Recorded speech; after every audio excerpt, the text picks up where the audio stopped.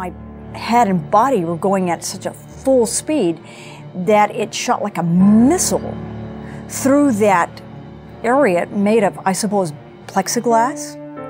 And in fact, one of the eyewitnesses of the accident said she saw something fly out of the Tahoe, but she thought it was just a piece of laundry. That piece of laundry was Patti Foster. On June 18, 2002, she and 3 friends were on their way to a Bible study. Patti's SUV was rear-ended by an 18-wheeler traveling 70 miles per hour. 3 of the passengers were injured, and sadly, 1 lost her life. As Patti's body lay mangled in the middle of the road, bystanders began to pray. People that didn't know each other, they began to just join hands automatically. They began to pray with each other. Emergency helicopter crews landed at the scene and transported Patti to the ICU.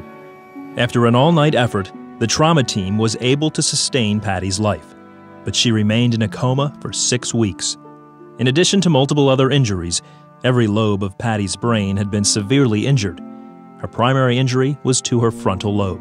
Without the frontal lobes functioning and organizing and directing, without the frontal lobes doing that for us, our brain really doesn't function. The doctors met with my family at some point during my coma time and prepared them what to expect. They said, okay, if she does live, she'll be a persistent vegetable.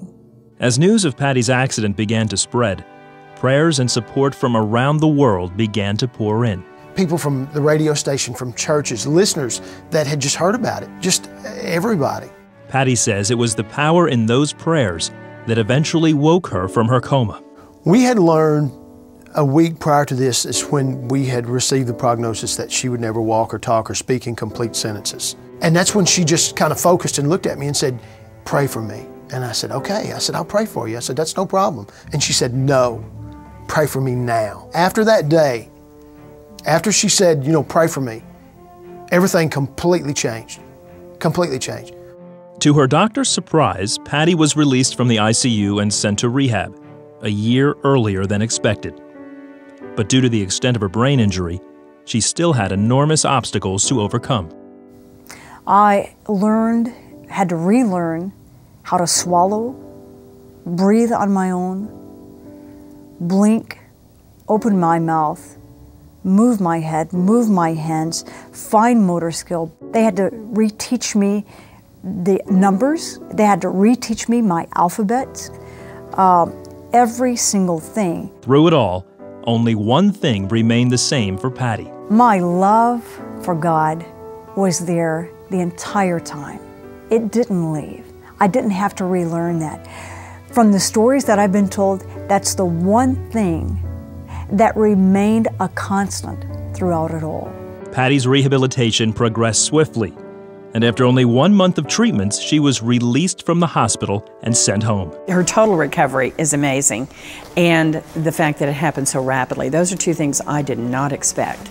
Patti also regained her ability to process information, and eventually, she was able to pursue her career in public speaking.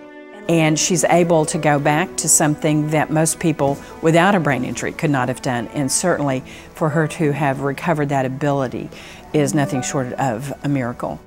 Today, Patti travels around the world sharing her story with others about God's miracle in her life. And I want to be there just to encourage people in the real way because of what I've gone through. As long as I live, He will use that tragedy that Satan intended to rip me into shreds. But as long as I live, that miracle that began on June 18th, 2002 will live on to my Father's glory.